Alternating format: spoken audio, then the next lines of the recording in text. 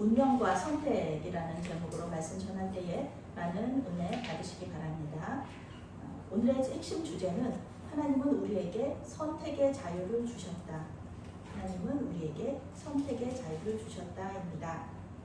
우리말 표현 중에 발목을 잡다, 발목 잡는다, 발목 잡지 마 이런 얘기를 들으신 적이 있으실 거예요.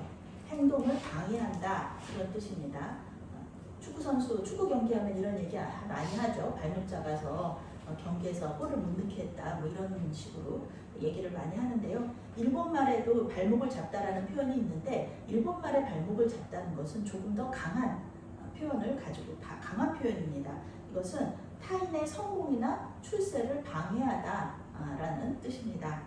오늘 성경에는 이 표현이 그대로 적용되는 사람들의 이야기가 나옵니다.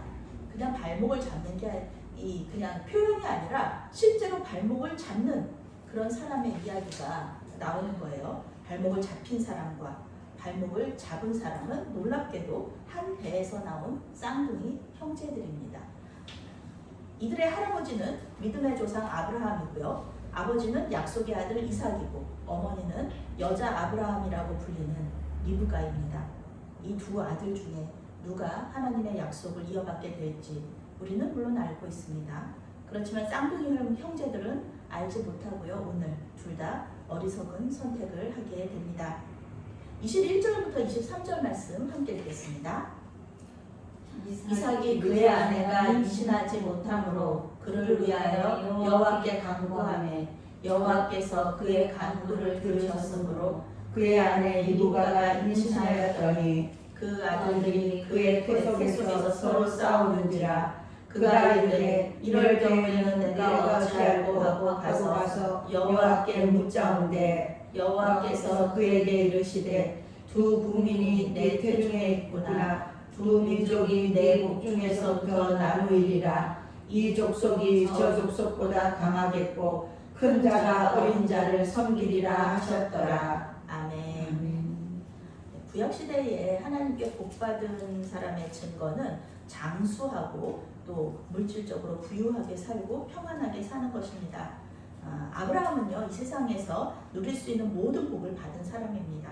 사라를 통해 약속의 아들 이삭을 얻었고요. 첩들인 하갈과 그드라를 통해서 이스마엘과 6 아들을 얻었습니다. 하나님은 아브라함에게 약속하신 대로 이삭, 이스마엘, 그리고 6 아들이 모두 큰 민족을 이루게 하셨어요. 그래서 고대 근동의 모든 민족들은요 아브라함의 자손이거나 아니면 그 친족들의 자손이라고 해도 될 정도로 아주 큰 민족을 이루게 됩니다. 아브라함의 자손들이 실제로 가장 늦게 큰 자손을 이룬 그 사람이 이삭이에요. 이삭. 바로 하나님께서 선택하신 이삭의 자손들이 가장 늦게 왕국을 건설하고요. 다른 그 민족들은 다른 자식들의 자손들은 아주 빨리 이삭과 비교해서는 빨리 왕국을 건설하게 됩니다. 이삭의 자손들은 출애굽 시대가 되어서야 이 큰 민족을 이루게 되죠. 아브라함은 175세에 죽는데요. 죽기 전에 재산을 모두 아들들에게 나눠줘요. 그런데 이 상속자인 아들 이삭에게는 재산을 나눠주는 것이고요. 또 원어적인 의미로 보면은 이 나머지 아들들은 그냥 선물을 준 거예요. 선물과 유산은 너무 다르잖아요. 그러니까 정작 아브라함의 유산은 모두 이삭이 물려받게 된 거죠. 그리고 다른 아들들은 이삭과 멀리 떨어져서 살게 해요. 성경은 아브라함과 야곱의 이야기에 많은 부분을 할애하고 이삭의 이야기는 그렇게 집중하지 않아요. 이삭이 아브라함이나 야곱 없이 단독으로 나오는 게 이제 다음 장 창세기 26장 정도입니다. 그래서 구약시대에 그 가장 걱정 없이 살았던 인물, 가장 인생에 굴곡 없이 살았던 인물이 누구냐 이렇게 꼽는다면은 이삭이 꼽혀요. 이삭이 인생을 살면서 어려웠던 순간이 뭐 몇 군데 있겠지만 다른 그 아브라함과 야곱에 비하면은 아무것도 아니라는 거죠. 아브라함이 그 아들 이삭을 제물로 바쳤을 때, 요때 조금 인생에 좀 고난이 있었고 나머지는 항상 평탄했습니다. 아브라함과 아들 야곱 모두 이 고단한 인생길에서 하나님을 만나고 그리고 이름이 바뀌죠. 그런데 이삭은 이름이 바뀌지 않아요. 그냥 처음부터 하나님께서 뱃속에서부터 주셨잖아요, 이름을. 그러니까 그냥 계속 이삭이에요. 그리고 농사면 농사, 농사 지은 사람 족장은 또 이 이삭이 유일해요. 농사면 농사, 우물이면 우물, 또 무슨 일이든 다 형통해요. 이삭도 또 거부가 되는 은혜를 받거든요. 그리고 아내도 딱 한 명, 리브가 한 명만 사랑합니다. 그런 하나님의 은혜를 입었어요. 이삭의 삶에서 힘든 순간을 하나 더 꼽으라고 한다면 리브가와 결혼하고 20년 동안 자식이 없었던 겁니다. 40에 결혼했거든요. 60에 쌍둥이를 낳아요. 창세기에 나오는 족장들인 아브라함, 이삭, 야곱이 모두 불임의 아내를 두었다. 이런 것이 공통점이에요.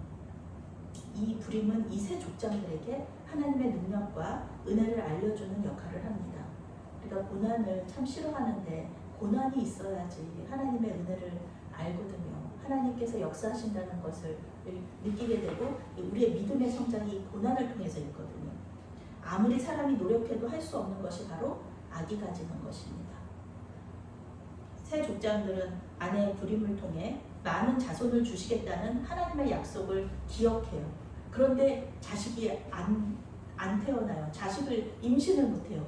이런 상황 속에서 그 족장들과 족장들의 아내가 서로 연합하여서 기도하게 되는 거죠. 하나님 약속하셨는데 왜 우리에게 주지 않으십니까? 그러면서 그 기간들도 짧지 않아요. 보통 20년이에요. 이 믿음의 시험을 이 세 족장들과 아내들은 통과하게 되는 거예요. 그러면서 이 족장들이 하나님을 만나게 되는 겁니다. 많은 자손을 약속하신 하나님께서 족장들에게 모두 불임의 아내를 만나게 하신 것이 참으로 흥미로운 일입니다. 이삭은 불임인 아내 리브가를 위해서 기도했어요. 아브라함과 사라는 아기가 생기지 않자 첩을 들이잖아요. 그런데 그래서 이스마엘을 낳는데 이삭과 리브가는 계속 하나님께 기도해요. 기도의 능력을 믿는 기도의 사람들이에요. 그래서 이 문제를 해결하려고 하죠. 이삭이 괜히 형통한 게 아닙니다. 우리가 지난주에 형통함에 대한 말씀을 묵상했는데요. 이 형통함 속에는 하나님의 역사가 포함되어 있거든요. 이 원어적인 의미 속에 그런 의미가 있는데 이삭의 형통함은 바로 이러한 하나님의 약속을 믿는 믿음에서 나온 겁니다.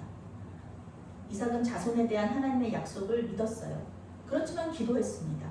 하나님의 약속을 못 믿어서 기도한 것이 아니라 때를 기다리면서 때가 되면은 자녀를 주실 것을 믿으면서 계속해서 기도하는 거예요. 그럼 하나님께서 때가 되면 주겠다 이렇게 계속 말씀을 하시잖아요. 예수님은 마가복음 11장 24절에서 이렇게 말씀하세요. 무엇이든지 기도하고 구하는 것은 받은 줄로 믿으라. 그리하면 너희에게 그대로 되리라. 아멘. 우리가 기도하면은 그대로 된다고 말씀하시는데 이미 약속된 거를 알잖아요. 하나님께서 주시겠다고 약속한 거고 그것을 계속해서 기도하면서 그 때를 기다리는 거죠. 왜냐하면은 이미 주시겠다는 약속을 받았지만 그 때를 기다리는 게 우리한테는 참 힘든 거잖아요. 물론 뭐 10년 후에 주신다, 20년 후에 주신다, 뭐 이렇게 말씀해 주시면 좋은데 그 때가 언제인지 정확하게 알려주시지 않는데 그냥 주시겠대요. 그러면은 우리 기도해야 되는 거죠. 기도하면서 그 시간들을 기다려야 되는 거죠. 성경은 이삭이 아내를 위해 기도했을 때 하나님께서 그 기도를 들으시고 리브가를 임신하게 하셨다 이렇게 말하고 있습니다. 하나님께서 이삭의 기도를 기다리셨다는 듯이 응답하시는 것을 보면서 우리는 이미 약속하신 것이라도 기도를 통해서 우리와 친밀한 관계를 맺기를 원하시는 그런 하나님에 대해서 알 수가 있습니다. 네? 이삭은 부잣집 도련님이었잖아요. 하나님을 언제 만난 적이 없어요. 아버지를 통해서 만났죠. 그렇지만 이 아이를 위해서 기도하는 이 가운데 하나님을 만나는 거예요. 직접. 그래서 아브라함의 하나님이 이제 이삭의 하나님, 자기의 하나님이 되는 것이죠. 그런데 리브가의 어려움은 임신을 하고서도 계속해서 이어집니다. 리브가의 뱃속에서 두 아들이 서로 싸워서 괴로운 거예요.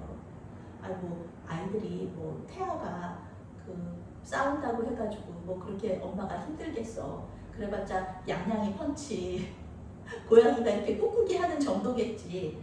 그렇게 생각할 수 있는데요. 이 서로 싸웠다라는 원어적인 의미는요. 압박하다, 눌러 부수다 이런 뜻을 가지고 있어요.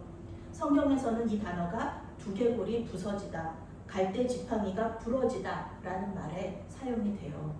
그러니까 아무 힘없는 아기들이 뱃속에서 서로 밀고 당기고 이런 정도의 싸움이 아니라 굉장히 폭력적인 그런 싸움이 있었다는 것을 우리가 알 수가 있어요. 그러니 리브가가 얼마나 힘들고 아팠을지 상상할 수 있죠.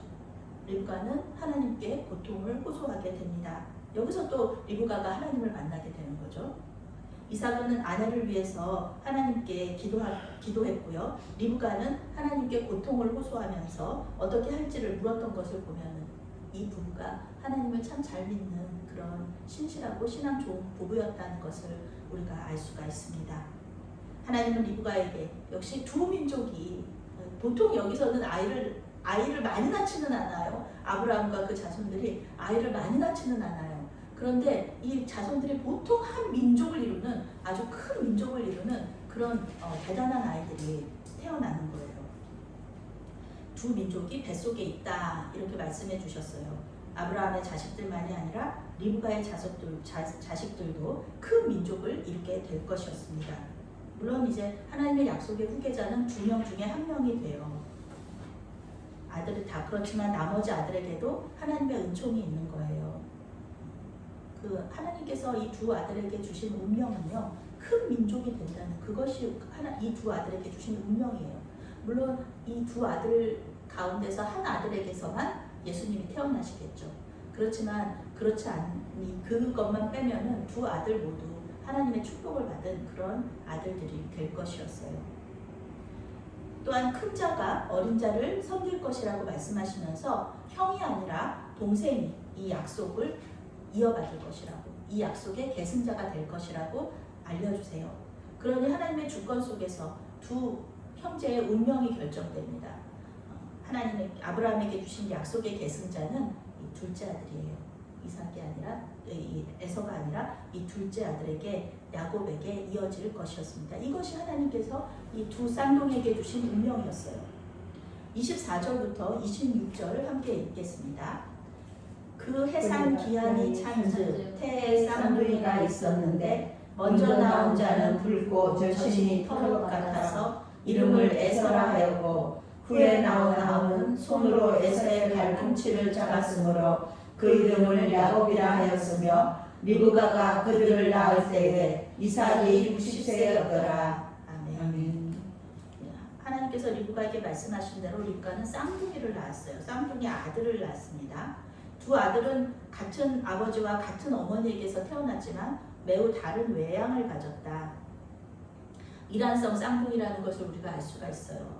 먼저 나온 아들은 붉고 털이 많아서 이름을 에서라고 짓습니다. 에서는 털이 많다, 거칠다 이런 뜻이에요. 완전히 상남자 스타일의 남자 아이가 태어나는 거예요. 그런데 둘째는 발꿈치를 잡은 자, 속이는 자라는 뜻.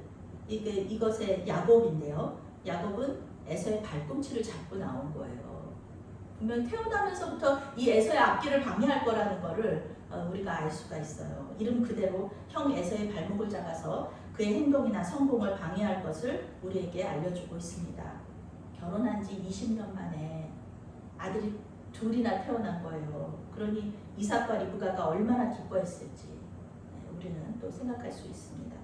이때는 아브라함도 살아있던 시기예요. 아브라함이 사라에서 에서와 야곱이 15살 때까지 같이 살다가 신앙적인 이런 유산도 물려주고요. 교육도 하면서 15살까지 살다가 세상을 떠납니다.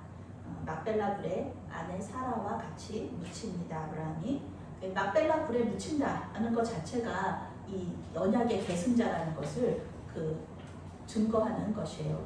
아무나 못 묻혔거든요. 여기에 이삭과 리브가 여기 장사되고요. 야곱과 레아가 여기 장사가 됩니다. 창세기는 야곱의 아들인 요셉의 이야기로 끝나지만 요셉은 이곳에 묻히지 못합니다. 언약은 이스라엘의 12지파에게로 이어지거든요. 27절, 28절 말씀 함께 읽겠습니다.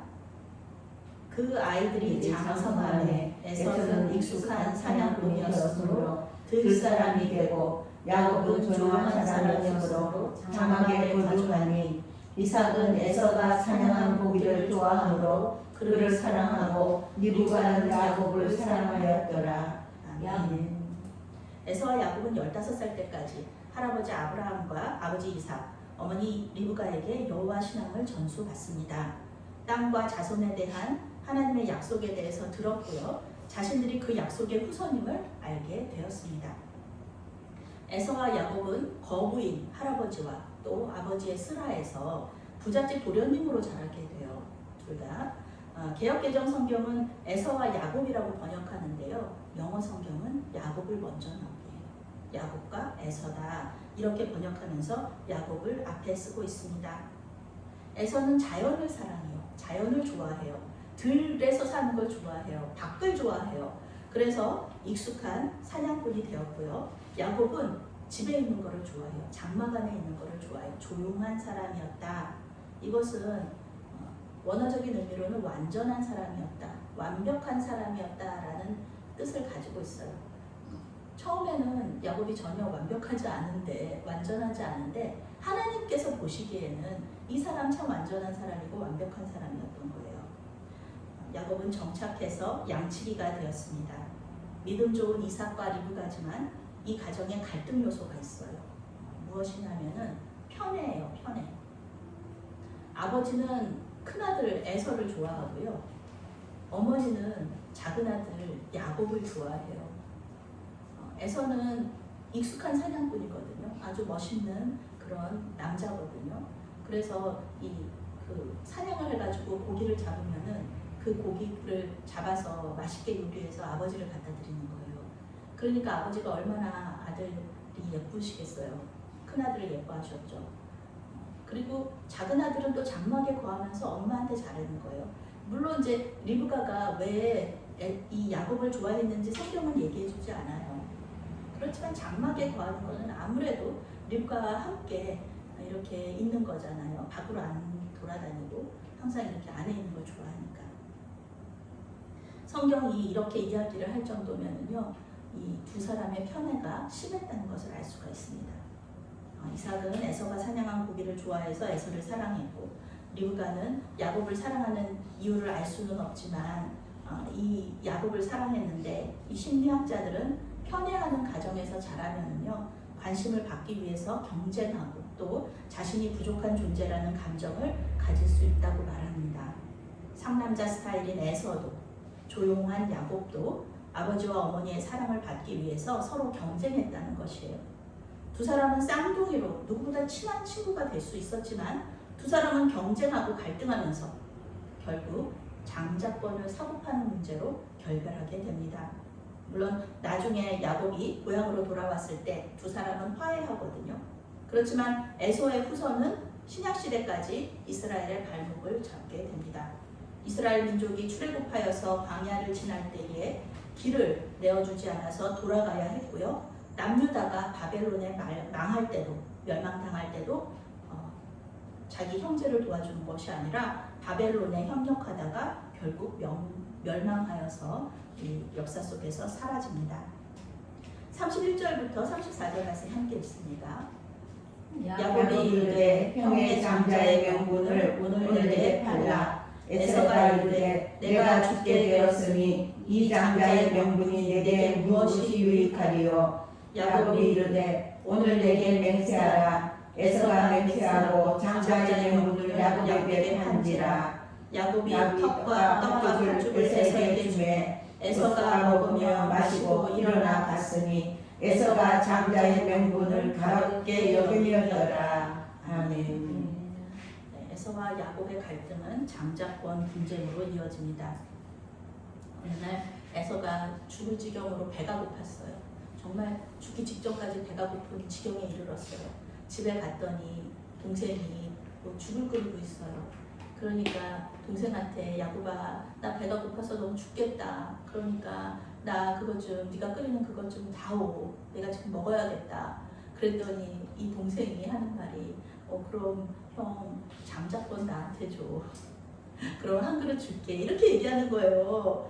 죽을 주는 값으로 에서가 가진 장자권을 요구하는 겁니다.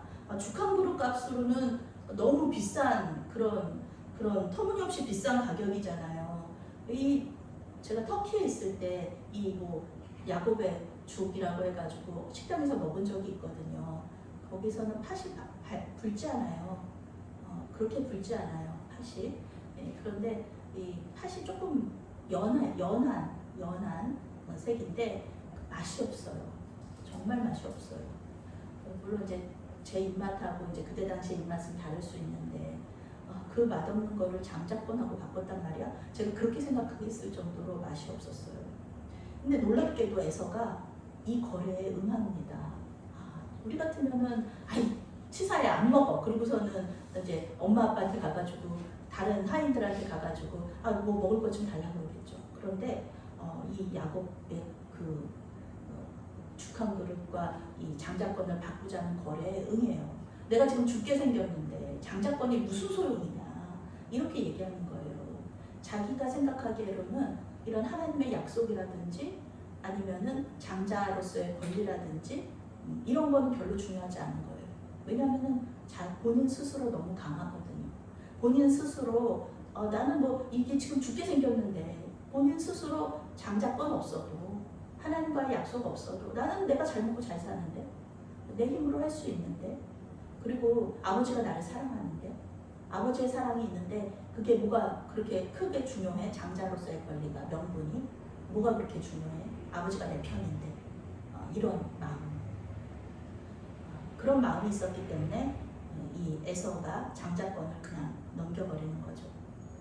고대 근동에서 장자권을 가진다는 것은요 자기 족속의 지도자가 된다는 뜻이에요. 그리고 유산을 한 분기 더 받을 수 있습니다. 에서와 야곱의 경우에는 자식이 둘밖에 없잖아요. 그러니까 이 재산을 셋으로 나누고 야곱이 하나를 받고 이 에서가 두 분깃을 받는 거예요. 하나님은 약속의 계승자로 야곱을 선택하셨기 때문에 장자권에 큰 의미는 없어요. 야곱은 어리석게도 인간적인 방법으로 이 장자권을 얻으려고 하는 거예요. 이것을 선택하는 거예요. 이것은 마치 아브라함과 사라가 약속의 자손을 얻으려고 하가를 첩으로 들이는 선택과 같은 잘못된 선택을 하게 되는 겁니다. 에서 또한 어리석은 선택을 합니다. 성경은 에서가 장자의 명분을 가볍게 여겼다 이렇게 말하고 있습니다. 에서는 지금 배고파서 죽겠다고 하지만 사람이 배고파서 죽지 않습니다. 쉽게 굶어서 죽지 않아요. 에서와 같이 강건한 사냥꾼이 뭐 몇 끼 굶는다고 해가지고 죽겠습니까? 그런데 그는 죽한 그릇과 장자의 명분을 바꾸겠다고 맹세해요. 맹세라는 게 그렇게 쉬운 약속이 아닙니다. 맹세는 지키지 않을 때 죽임을 당해도 좋다 하는 그런 무거운 약속입니다. 성경은 이 거래가 실제로 이루어졌고요. 그 효력이 법적인 효력이 있다는 것을 이 성경이 증거하고 있어요. 에서가 맏아들의 권리를 중요하게 생각하지 않은 것도 있고 또 아버지 이삭의 사랑을 독차지하고 있었던 것도 있고 자신이 야곱에게 장자권을 팔아도 정말 그런 일이 있을까? 이 장자권을 주는 것은 아버지니까 아버지가 정말 나에게 이런 일을 하실까? 그렇게 생각하면서 하나님의 약속도 무시하고 장자권을 그저 야곱에게 넘겨버린 것이죠. 그런데요, 결국 이 에서는 가나안 땅을 떠나요. 이 가나안 땅을 지키고 있는 사람이 이 약속을 계승하는 사람이잖아요.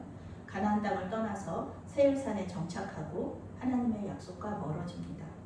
히브리서에서는 하나님의 은혜를 거역한 사람으로 이 에서의 이름을 기록하고 있습니다. 오늘 우리는 이삭과 르브가 그리고 그들의 아들들은 에서와 야곱의 삶을 통해서 어떠한 선택을 하느냐에 따라서 그들의 운명이 바뀐다, 달라졌다는 것을 볼 수 있습니다. 이삭과 르브가는 하나님의 약속을 믿었고요. 아브라함과 사라처럼 인간적인 방법을 동원하지 않고 기도로 주님께 나아갔습니다. 그들은 기도를 선택했어요. 하나님을 선택했어요. 그들도 다른 아내를 얻을 수 있었어요. 첩을 들여서 자식을 볼 수도 있었지만 그들은 그 방법을 선택하지 않아요. 하나님께 기도하는 것, 그리고 하나님의 때를 기다리는 것을 선택합니다. 그런데 그들의 아들들인 에서와 야곱은 다른 선택을 해요. 왜냐하면 이들은 아직 하나님을 만난 적이 없거든요. 그저 듣기만 한 거예요. 할아버지의 하나님, 아버지의 하나님 듣기만 한 거예요. 그러니까 하나님 의지할 줄을 몰라요. 에서는 죽음 앞에서 장자권이 무슨 소용이 있냐 그렇게 하면서 하나님의 약속을 무시하는 그런 삶을 선택합니다. 내가 하지 뭐, 내가 힘이 이렇게 좋은데, 내가 이렇게 남잔데 이러면서 야곱은 하나님의 때와 약속을 기다리지 못하고 스스로 운명을 개척해야지. 아무도 나를 도와주는 사람은 없어. 아버지도 형편이고 내가 형하고 싸워서 이길 수가 없으니까 나는 꾀를 써서 이겨야 돼. 이 세상 살아가야 돼. 이러는 인본주의적인 삶을 선택합니다. 그들의 선택의 과정에 하나님은 없습니다. 부모와 조부의 신앙이 아직은 그들의 신앙이 되지 않았어요. 하나님께서는 이제부터 그들의 삶에 역사하실 거예요. 그리고 하나님이 그들의 하나님이 되시는 그런 일들이 이제부터 일어나게 됩니다. 이것이 그들의 운명이에요. 마지막에 하나님을 선택하느냐 아니면 거절하느냐는 이제 에서와 야곱에게 달려 있습니다. 하나님은 야곱을 약속의 계승자로 선택하셨지만 에서를 버리시지 않았어요. 에서는 야곱보다 먼저 왕국을 세우기 때문에 그렇습니다. 우리 사람의 운명이 있습니다. 우리 사람의 운명. 어디 전 보는 집 그런 것에 가서 보는 운명이 아니라요. 우리 사람의 본질적인 운명, 궁극적인 운명. 그것은 무엇이냐면은 죄인이고 죄 때문에 우리는 죽는다는 거예요. 죽음으로 끝이 난다는 것입니다. 죄의 삭은 사망이잖아요. 우리는 모두 죄인이기 때문에 모두 죽습니다. 그런데 하나님께서 우리에게 살 길을 하나 알려주셨어요. 열어주셨어요. 너무 감사한 거예요. 예수 그리스도, 예수님이라는 살 길을 딱 열어주셨는데 우리가 죄인이라는 것을 깨닫고 회개하고 주님께 돌아오면은요, 주님께서는 우리를 구원해 주십니다. 우리가 죄인이라는 것을 깨닫는 게요, 얼마나 대단한 일인지 몰라요. 얼마나 은혜인지 몰라요. 많은 사람들이 우리가 죄인이라는 걸 인정하지 않아요. 회개하지 않아요. 그러니까 멸망의 길로 갑니다. 멸망을 선택합니다. 예레미야 선지자는 하나님의 심판을 받아서 바벨론에서 포로 생활을 하고 있던 유다 백성들에게 쓴 편지에 이렇게 말합니다. 여호와의 말씀이니라. 너희를 향한 나의 생각을 내가 아나니 평안이요 재앙이 아니니라. 너희에게 미래와 희망을 주는 것이니라. 너희가 내게 부르짖으며 내게 와서 기도하면 내가 너희들의 기도를 들을 것이요 너희가 온 마음으로 나를 구하면 나를 찾을 것이요 나를 만나리라. 아멘. 우리는 지금 이 순간에도 선택할 수 있습니다. 말씀을 믿고 기도할 것인가, 아니면 말씀을 무시하고 내 뜻대로, 내 생각대로, 내 지혜대로 할 것인가, 그렇게 살 것인가 선택할 수 있는 것입니다. 내가 아니라 내 안에 계시는 예수님을 선택하시기 바랍니다. 내 생각이 아니라 나보다 더 크고 나보다 더 지혜로우신 하나님을 선택하시기 바랍니다. 성령의 인도하심을 따를 때 우리의 운명은 죽음에서 삶으로 바뀔 줄로 믿습니다. 아멘. 사랑의 하나님, 하나님께서 우리에게 주신 자유의지를 사용하여 주님을 선택하게 하여 주시옵소서. 인간적인 방법을 사용하는 것보다 기도하게 하여 주시옵소서. 우리의 연약함을 인정하고 하나님께 도움을 요청하게 하여 주시옵소서. 때로는 침묵으로 응답하시는 주님의 은혜에 감사드리오며 예수님의 이름으로 기도합니다. 아멘.